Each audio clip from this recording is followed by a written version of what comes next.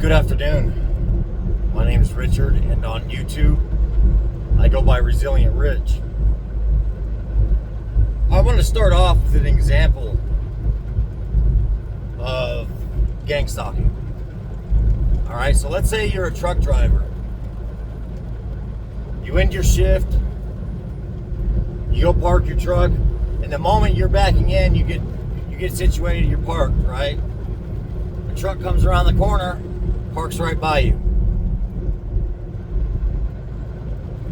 You're like, all right.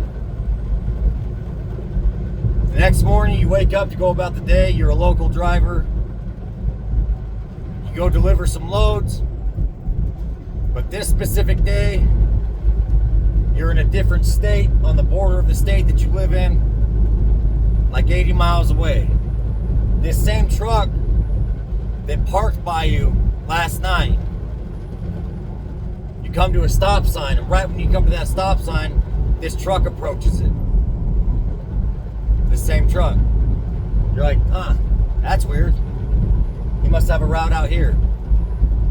And then you end your shift and you go fuel, and this same truck pulls up beside you to start fueling. Now, if you go and tell a cop, or you go and tell a counselor or something like that, what do you think their reaction is going to be? Oh, it's just a coincidence, or are you okay? Maybe you should go see a doctor. And then you go see the psychiatrist or counselor. Oh, this sounds like you're paranoid. It sounds like paranoid schizophrenia. Like things like that happen. Oh, your phone gets hacked all the time? Yeah, man, we live in a society right now where people's phones are getting hacked. Plus all this other stuff that's going on. Oh, man, it's just coincidence. It's all right. Like, take these pills and you'll be okay. That's how this stuff works, man.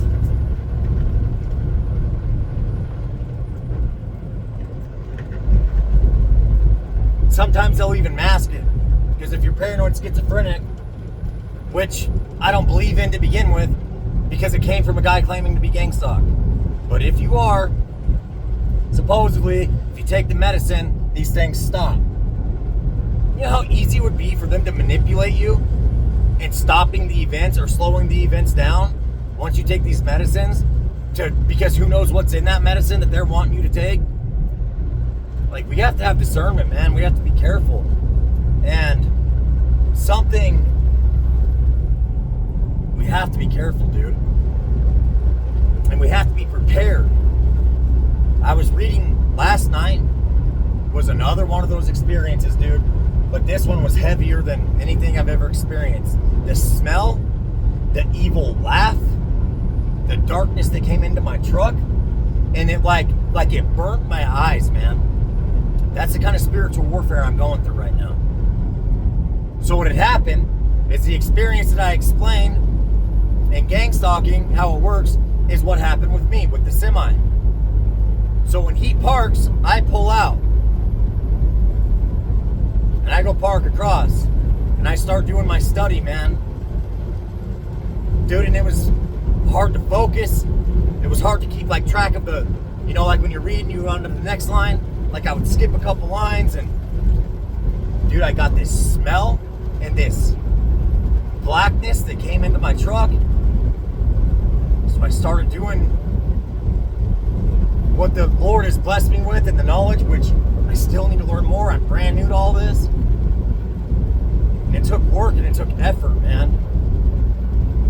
And the smell is so disgusting, dude. And the way it makes your eyes feel, and then the creepy freaking, it wasn't even like a laugh. It's like when I would say Jesus, it was like, it was weird, man. Like an evil old man, like hissing is what it sounded like. Like I said, dude, you want to believe things like this, you should get to know it through God. And if you don't want to believe it, what blows my mind is there's so many people, dude, who will believe in going to a fortune teller and believe in their dead brother or mom or dad talking to them, when in the Bible it says that dead does not speak. And whatever they call themselves, fortune tellers or psychic, I don't know. But whatever that is speaking to them is not your dead relative. It is a familiar spirit that has been around your family the whole time. They're working with demons. They might not even know that. The psychiatrist. It's not. But back to my point, people will believe in that kind of stuff, or going to get their future read, or you know what I mean? But you talk about spiritual warfare, and 90% of people think you're crazy. But then they'll go and pay a freaking witch doctor or whatever to... I don't understand it, man. But, you know, in 2 Corinthians chapter 10, Paul talks about how he will boast. But he won't boast in his flesh.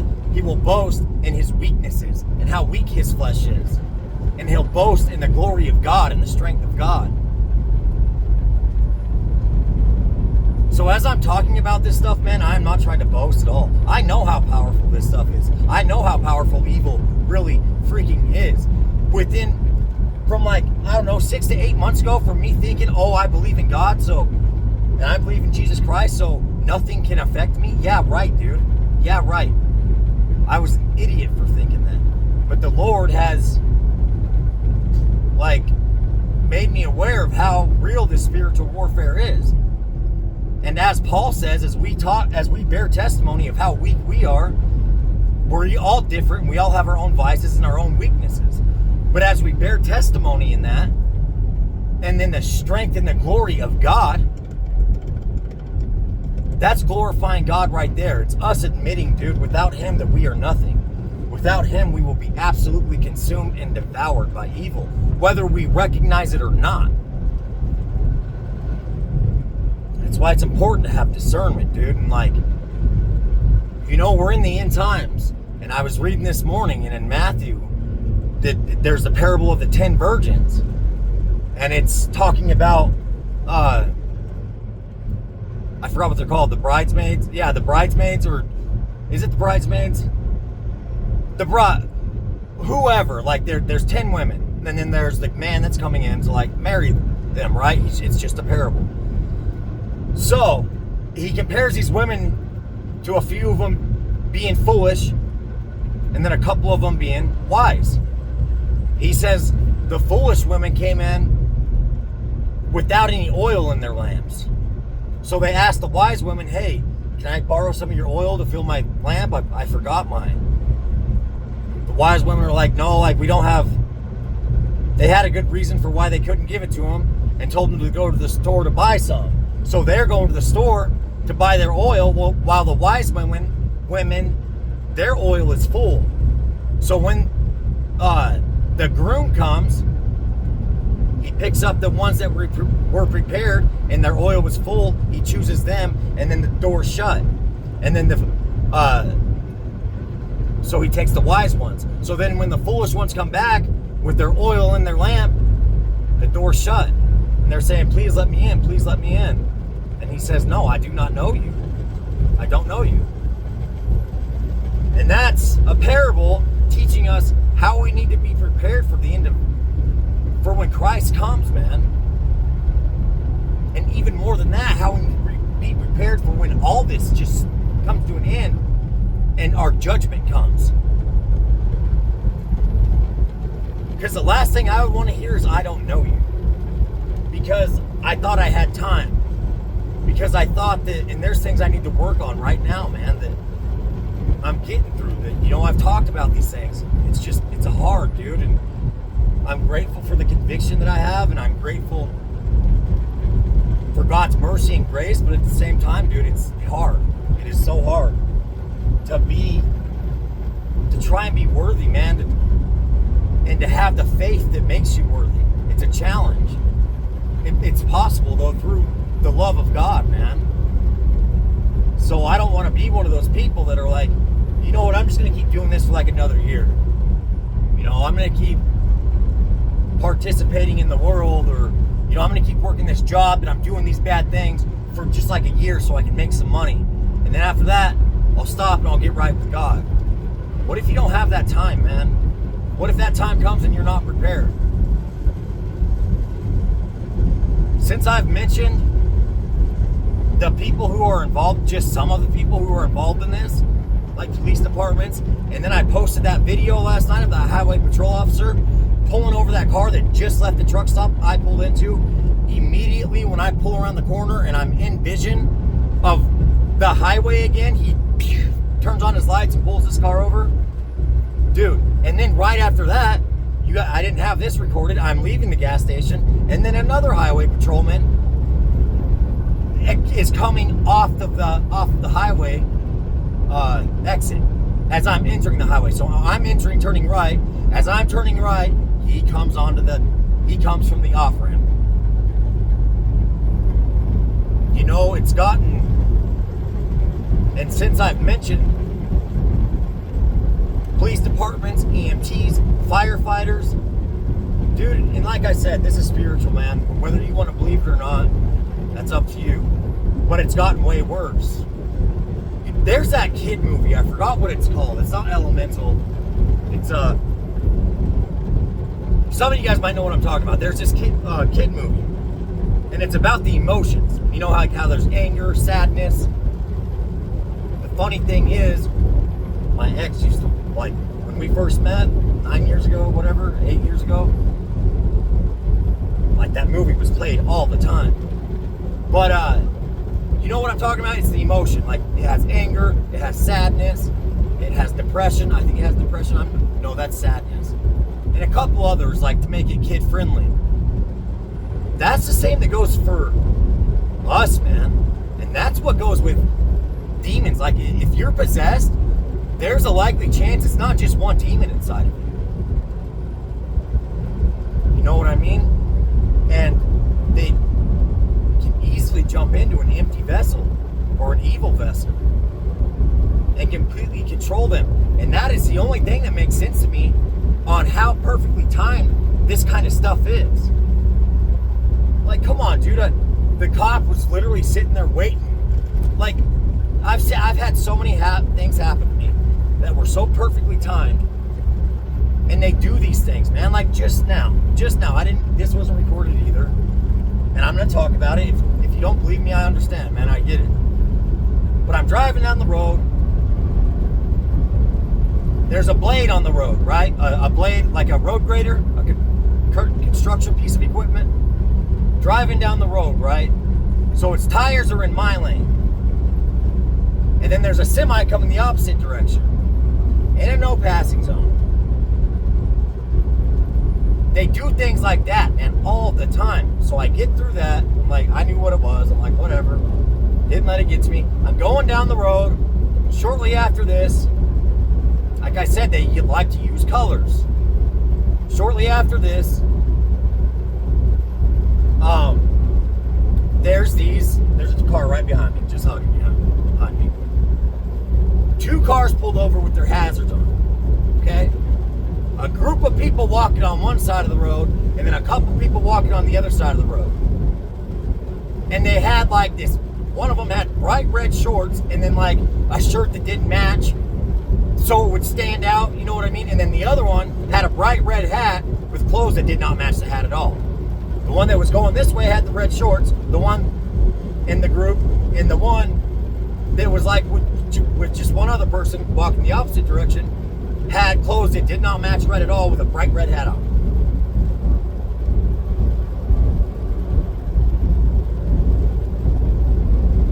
You know, these are the kind of tactics that they use, man. And what's really sick is people coming on here claiming to be targeted individuals or chosen ones, and then using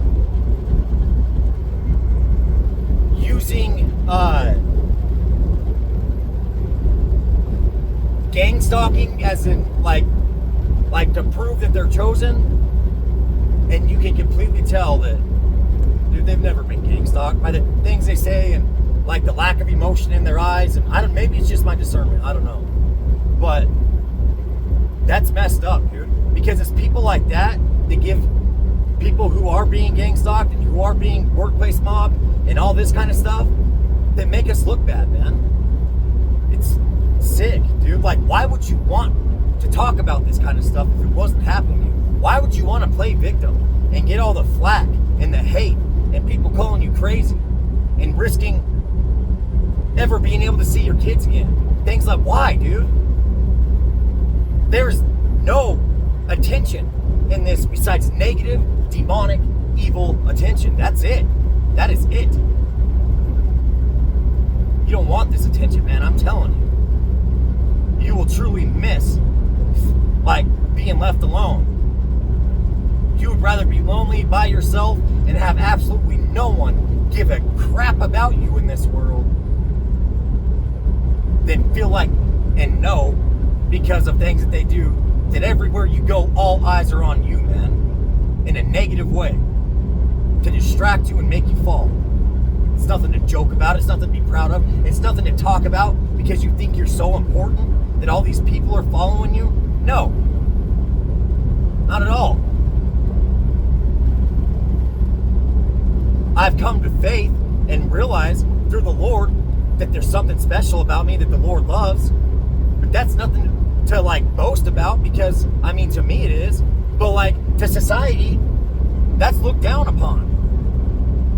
So if you're going to come at me and say I'm doing this for attention, I would be doing something else for attention. Or I'm doing this because I think I'm so special.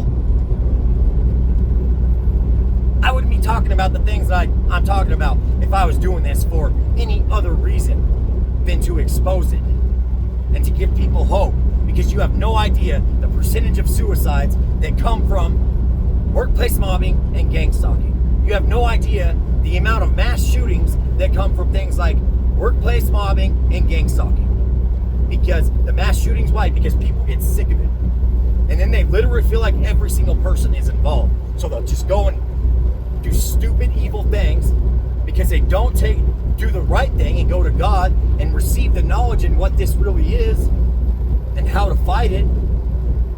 So then the devil completely takes over them and uses them. And then they escape this life just to go to a way worse place. Because they didn't have the patience. They didn't seek God's understanding. I'm telling you, man, this stuff is real. And I'm not even doing this to like poke at the gang stalkers or the police departments or the highway patrols. Doing this, man, hoping to bring them to repentance. A lot of them won't. And that's not lack of faith. That's just the truth, man. Some of us are God's children and some of us are the devil's children.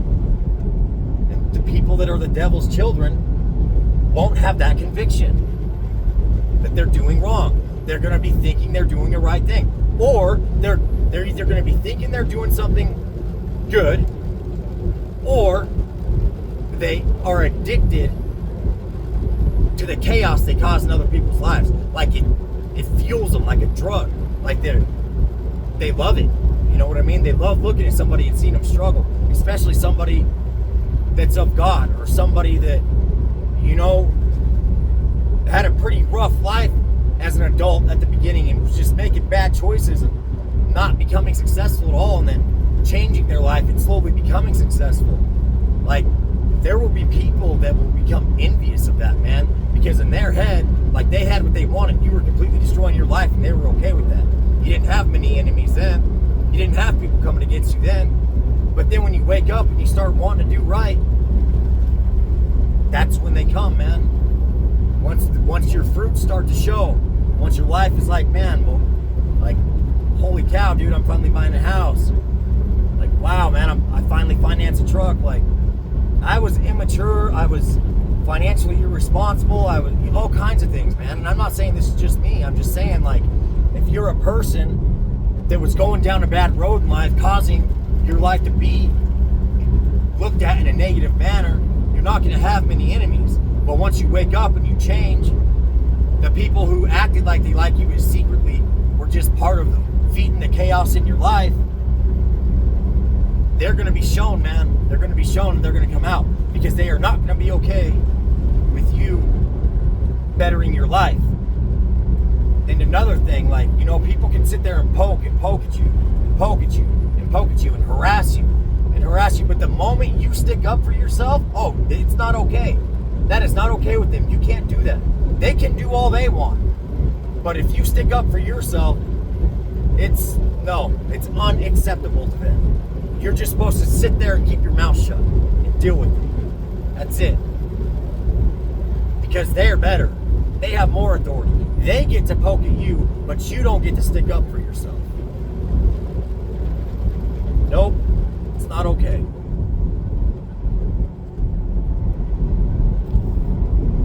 Be smart, man. Be smart about if you are one and you are gaining knowledge. Be smart. Know that things are happening to provoke you and to make you cause a scene. In an attempt to make you cause a scene. Don't call these people out to their face. Don't tell them what you know, what the Lord has told you to their face. Because the last thing you want is to have your name circulated and brought to coven upon coven upon coven upon coven of witches. Okay? Like, I'm serious, man. Like, you call this out and you fight it. But do it in your secret spot. Play dumb. I wish I would have played dumb more. A lot, like even very recently. Like, I wish I wouldn't have, like, I wish I wouldn't have rebuked that dude when he was, manifesting. I should have just played dumb. I should have never even, argued back. I should have just stayed stern and, played the little weakling. You know what I mean? But you know why I didn't, dude? Because of pride. Because of sin.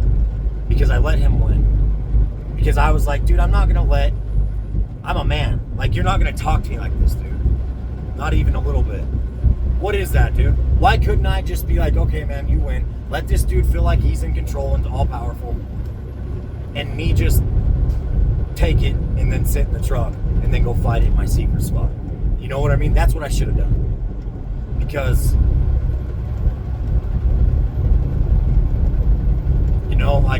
he won on that one. Like, he got me. He got what he wanted. Not to the extent at all. Not to the extent. But just me reacting out of anger gave him a little bit of the food that he was starving for. I gave him an appetizer, you know what I mean? He didn't get the whole meal, he got the appetizer. The whole meal would have been hitting him, like he was trying to get me to do, sticking his face out. Because I wouldn't be here right now, man. I'd probably be, locked up. And I'm not talking like a tough guy at all, man. At all. I'm just saying, dude, it's hard to take disrespect. And the tough guy thing would have been to do if you're really a tough guy, really a tough guy, is be what I said. Do what I said, man. Keep your mouth shut. Let him think he's Billy Tough Guy and he's all powerful and he's so much better than you and he has authority over you or her, whatever the situation is. It's hard. Act like you're tucking your tail between your legs, get in your truck. You know what I mean? Let them have the power. Let them feel that power, man. Because if you react, that feeds them even more. So just don't even give them a little bit. They're going to get a little bit of pleasure out of, I got him. But honestly, man, I'm probably wrong. That's wrong. I was wrong on that. They're going to be pissed, man. They're going to be pissed. Because you didn't react. They are like that. They think that they're better than you. They think that they have authority over you. And they have the right to do certain things to you. And you have no right to defend yourself or nothing. You just keep your mouth shut. That's really how they think. But not reacting is what, dude, pisses them off. And I'm going to warn you, dude. And then it gets harder because they start doing more. And then they start doing more. And then they start doing more. It's like a lion who hasn't eaten, man. In the safari. In a drought. You're just starving them out, man. Starving them out. And they are becoming furious. Sitting there in their groups with little notepads, figuring out ways and tactics to come against you, looking up things on Google and things to use against you and ways to come at you that are meant to mentally antagonize you. And you know what I mean? Be better, dude, because You don't want to be like I was the other night, man. Even though it could have been a lot worse, I could have done a lot more and reacted a lot more negative. I still reacted, dude. I still participated in an argument, which the Lord tells me not to. He tells me to do what cops are supposed to do. De-escalate. Or, like, if you have the chance, don't even de-escalate. Don't even let the fire start. Just do not react at all. But if you're in a situation where you can't get away, do your best to de-escalate. And all that feeding like back into the argument with your anger, instead of being humble and acting stupid and like they win, all that's gonna do, if you don't be humble and act like they win and they have power over you, it's gonna feed the fire, man. It's gonna feed the fire. It's gonna feed negativity, dude.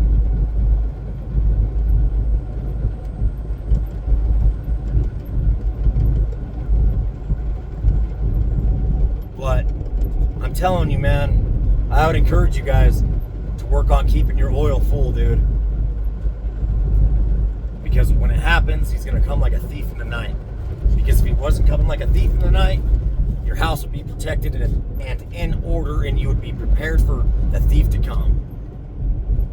Okay? That's all I'm going to say about that. But I'll leave it at that. As usual, I leave this message with you in the name of Jesus Christ, and just declare a hedge of protection by the fire of the Holy Spirit upon it. That it can be carried to anyone that it might help, man. That any shadow banning that's been done or anything like that won't affect us from helping anybody that it's meant to help. Once again, man, I'm human. I'm not doing this for any other reason than to share the little bit of things that I'm learning, and there's so much more I need to learn. I'm not claiming to be a pro with this. I'm not claiming to be a pro with the spiritual war I'm in. I'm a freaking newborn. I'm an infant in this kind of stuff, man. But God's given me, He's helped me, dude, and He's going to continue to help me, and I'm going to continue to grow. Because my desire is to be as a Navy SEAL or Army Ranger or something like that, but in the spirit,